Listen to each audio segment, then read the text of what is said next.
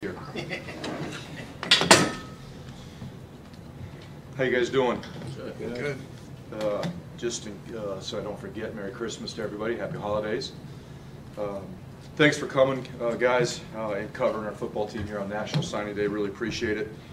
You know, we all talk about this all the time. Recruiting is the lifeblood of every program, and you know, there's a lot of different ways that people measure success in the recruiting trail.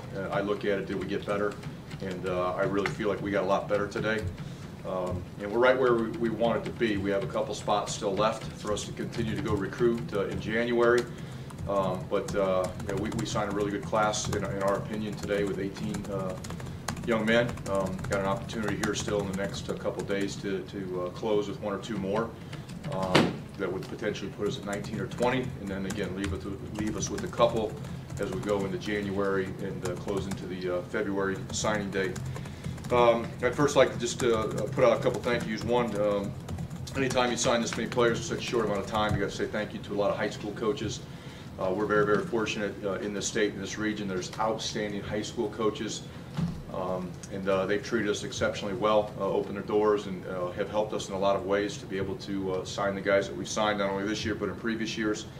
I'd like to thank our support staff here in Hale Center. We have a lot of people that helped in this process. When you talk about travel plans, recruiting weekends, unofficial visits, official visits, a lot of people go into it. People from academics on campus that come over and meet with recruits, administration. We just got a lot of help, a lot of support. A lot of people want to see us have success and build this program the right way, and I want to say thank you to all those individuals. And then lastly, just thank our staff. You know, it's an early signing day. It's different, and it's been a blur the last 3 weeks. The recruiting period has gone fast and furious, and you're basically trying to do all the things that you would do in a 2-month time frame after the end of the season in basically 3 weeks. And some teams even had less than that. You got 2 weeks. We had 3 weeks, and staff has just been working really, really hard to get out and build relationships and find new recruits. Evaluate them, recruit them, everything that goes into it, and they've done an outstanding job. When I just look at our class in general, I think we've addressed a lot of our needs. First and foremost, we've got a couple quarterbacks coming in, and they're going to be here at mid-year, and to be able to have them on campus to create competition and depth in our quarterback room is going to be very, very important, and we can't wait to get those guys here. You look at the secondary, we signed a lot of DBs. How many of them will help us next year, I don't know, but after next season we're going to lose a lot of DBs that are on our roster, and we need to replace those guys now and not wait till next year. I think we've got some outstanding young men coming in at that position. Offensive skilled positions, we've got 3 wideouts that we signed. We've got a tight end, and then really Davon Robinson is an athlete that could be a wide receiver or a tight end, depending on how he develops and what happens when he gets on campus. But we're really excited about all those guys that just, again, continues to create competition and build depth at the skilled positions on offense that we desperately needed. And we're going to build those groups back up, and I think we're going to be able to do that with the group of individuals coming in. And then a punter. We needed a punter for next year, and Adam is going to be here again at midterm, and we're really excited about his skill set and what we can do with him as our punter next year. I know a lot of people will ask about thoughts on early signing day. I think there's a lot of pros and cons to it. I think there's going to be great conversation after we get through today into January and the National Convention on the signing day, the early signing period. Was it good? Was it bad? What are things to modify it to make it better? There's a lot of it. I think the goods right now, obviously you signed prospects, and you don't have to go babysit them in January and go to their homes, go to their schools, you know, every single week until the first Wednesday in February they're signed. The negatives, there's a lot of them. It crunches the recruiting process down. And the other thing I think it does, it hurts the student athlete in this day and age. When you talk about college athletics, it's all about the student athlete, and you know, I think we got to have conversation. Is this what's best for the student athlete? You know, those prospects that maybe not highly ranked or on everybody's radar screen after their junior year go out and play really good football their senior year. It's tough for those guys to get evaluated and get recruited in such a small window in a short time frame. So, you know, we'll evaluate it all when it's done, I'm sure, as a coaching community, and have great dialogue and discussion about it, and see where it goes from here. But it is what it is. We had to deal with it, and I think, again, we've got better today. So with that, I'll go ahead and open it up for any questions.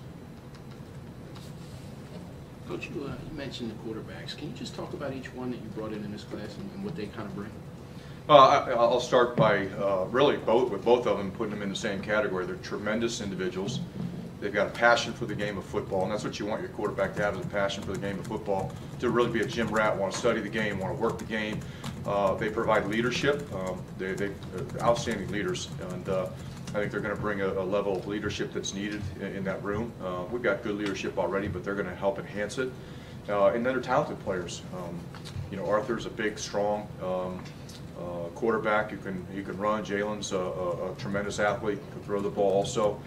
So I think they're going to both be great additions to our quarterback group. You mentioned the early signing period, the pros and cons. Is there something specific that you would like to see happen with the calendar moving forward?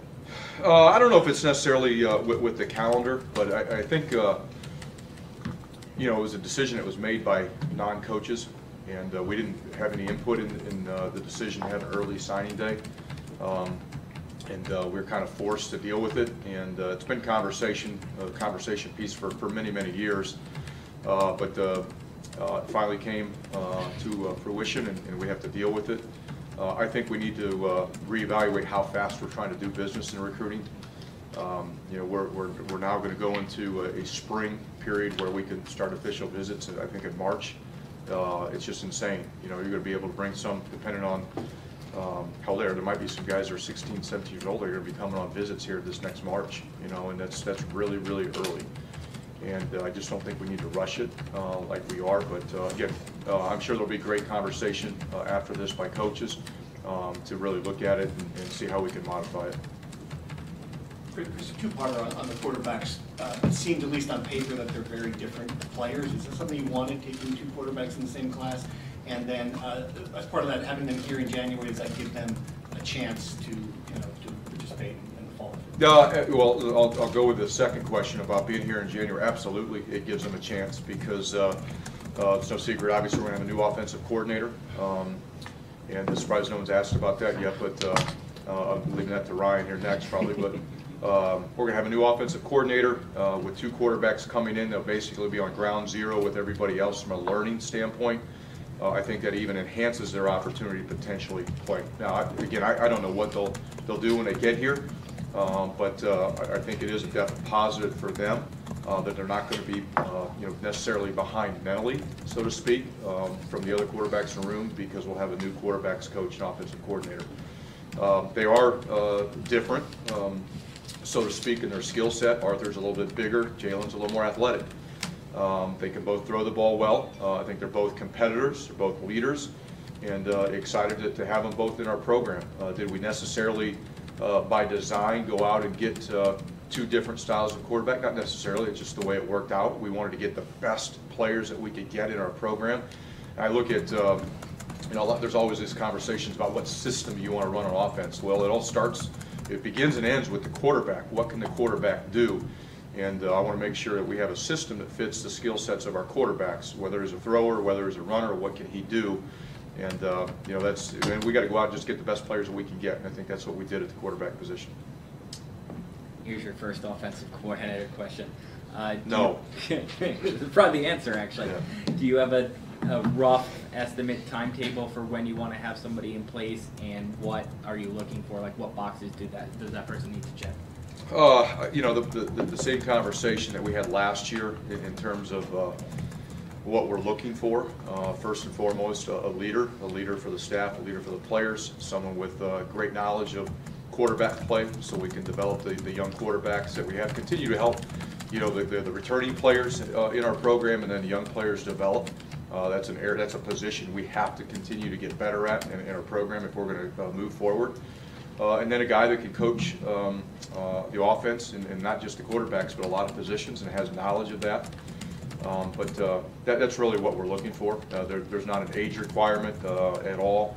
There's not years of experience. There's not a college. You've got to be an NFL guy. There's none of that. Just does he have leadership? Does he have competence? Does he have character? Can he connect with the players? Can he develop the quarterbacks, and can he put together the whole offense, the big picture, and coach multiple positions? Because it is just about coaching the players, but it's helping coach coaches also on how to get better, and that's what we're looking for. So timetable, I'd like to have it done sooner than later. It's not tomorrow, it's not necessarily next week, but sooner than later. In anticipation of this possibly going this way with Jared, had a number of conversations with people, but as of today, I'm not in position yet to hire a guy, but getting closer and closer as we continue to move forward. And then to follow that up, you and Jerry and a couple of people have mentioned time and time again that you needed some continuity there. I know that was a big part of hiring Jerry in order to develop the quarterbacks and whatnot. How important is it with this next guy that he's here for more than 1 year? It is important to have continuity for player development, and we're definitely going to try to find that in the next individual. But so many things happen in college football or NFL football, and so many things happen. Didn't sit here a year ago and anticipate Jerry was going to have health issues. He'd been 2 years removed from it. But it happened, so we got to adjust and we got to move forward. At the end of the day, I want a guy that can come and make us the best that he can make us be for the time that he's here. Is it 1 year? Is it 5 years? Whatever individual can make us the best offense, the most productive offense, and give us a chance to score points and win football games. That's what I want. Chris, how does the upcoming 10th coach, how does that affect what you're looking for at OC? Is it It doesn't have any effect. A quarterback coach, or how are you looking at the 10th? No, it doesn't have any effect.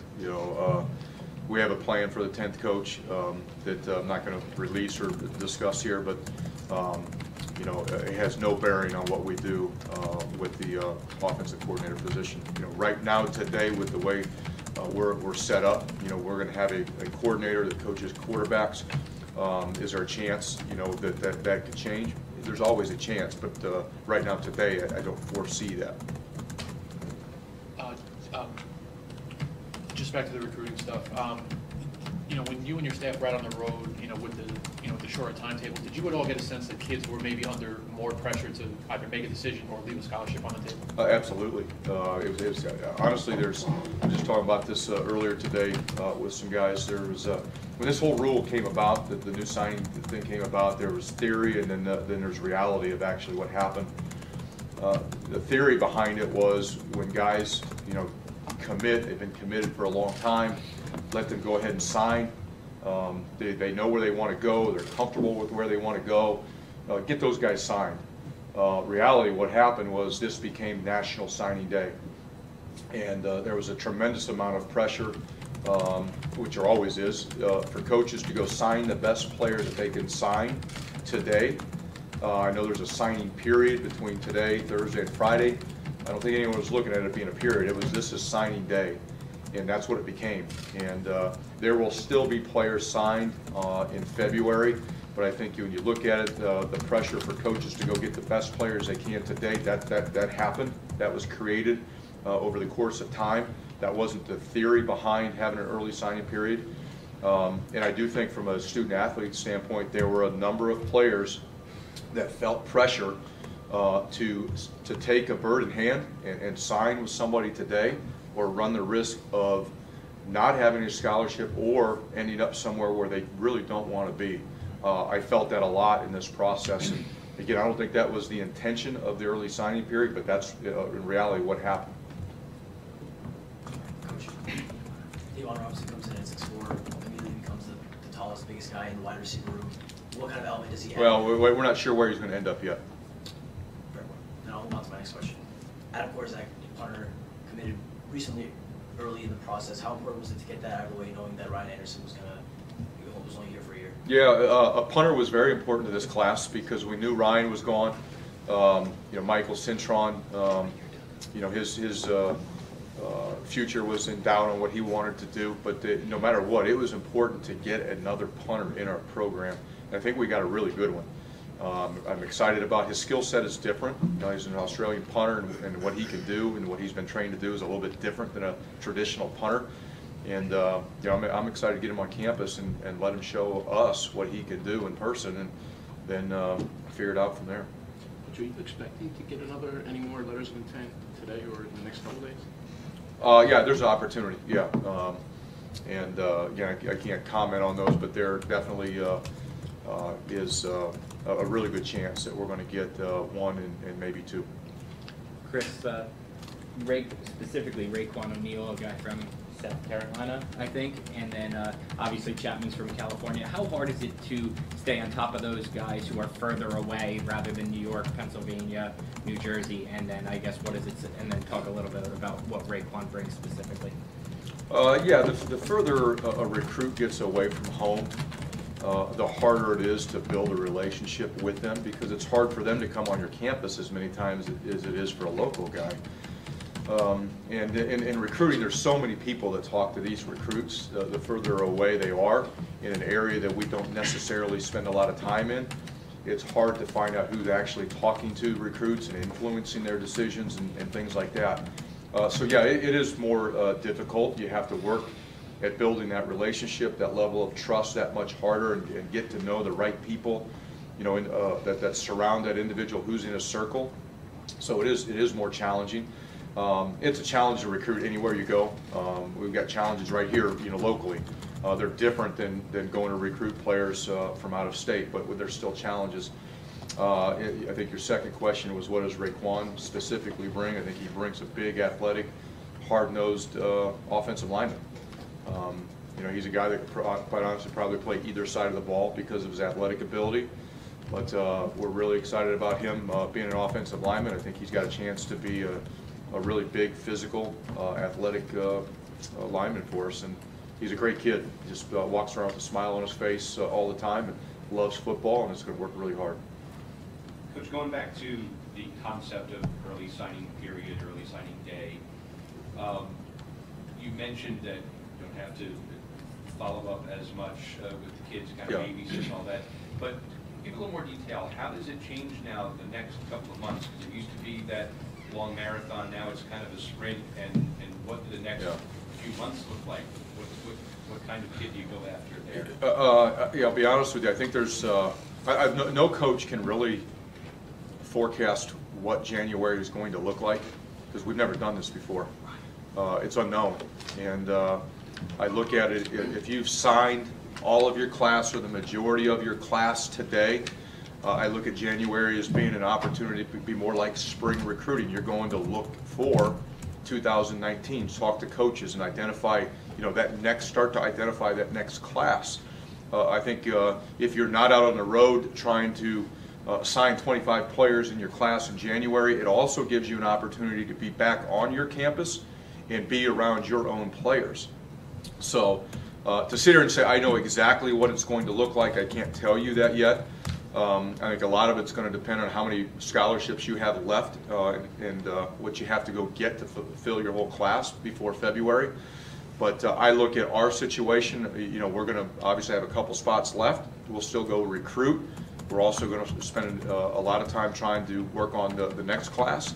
And then we'll find some opportunities to be on campus with our own players more so than we would have been able to in the past. So you can do more things that you couldn't quite have. Absolutely. I mean, no matter whether you're committed or not, I mean, it was go, go, go, go, go in January, and it was a flurry to the end.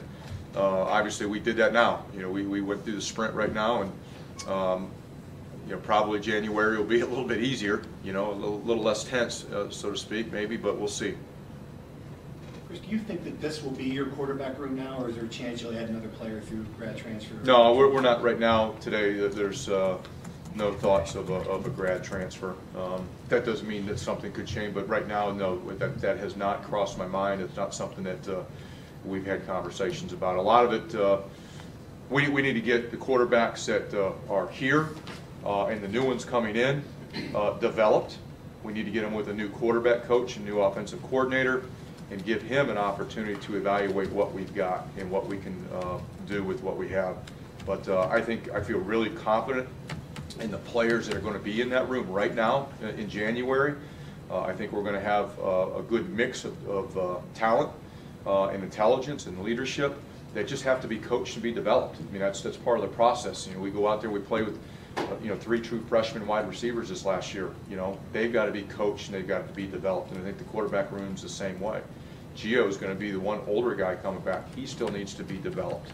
So that's really what our focus is right now, filling the room up with competition and getting them with the new coach and continue to develop them to be the best that they can be.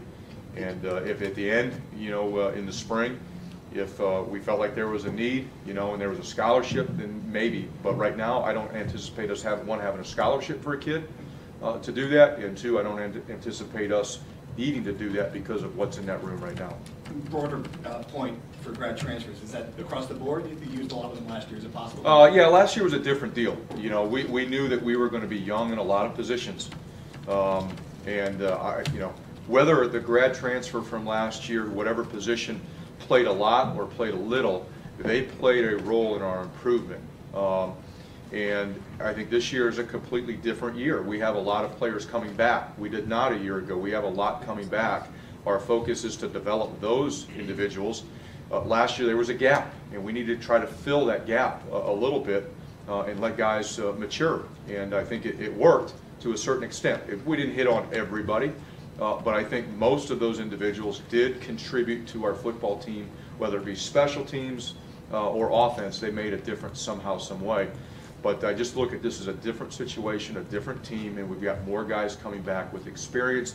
I don't feel like we need to go that route this year. I really would rather not have to moving forward, but this last year was a different situation. We'll take 2 more questions. Chris, recruiting New York, Erasmus Hall, you had some success this year with 2 kids, and then obviously Deontay's had some success in this program. What do you like about Erasmus Hall and recruiting New York as a whole? Well, I think it starts with Danny Lamberg, the head coach, does an outstanding job with those guys. Again, I started this off thanking the high school coaches in this area. We're really blessed to have outstanding high school football here in our state and in the surrounding states. We've got great coaches. I think, in the state of New York, they're outstanding coaches. I think Danny Lamberg's done a great job with that program, and he's built them up to be a consistent winner. He's developed the players. We're fortunate that we've been able to get some of them, and I think he does a great job, just like so many other coaches in our area. Chris, we flipped it forward on OC, but if we could look back, I know you sent out a statement on Jerry, but what the opportunity to work with Jerry and what he brought to this program? Oh boy, he brought a lot. He obviously had a wealth of experience and knowledge. He'd been a head coach for 20-some years, and provided a tremendous amount of leadership for our offensive staff, our players, and support staff. I mean, his contributions run way deeper than what a scoreboard says. And I know we all would like to play better offense, score more points. I get that, but Jerry's contributions go way, way deeper than that. Just an outstanding individual. His wife Rebecca is just an awesome football wife.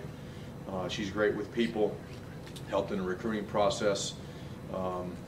Just can't thank them enough.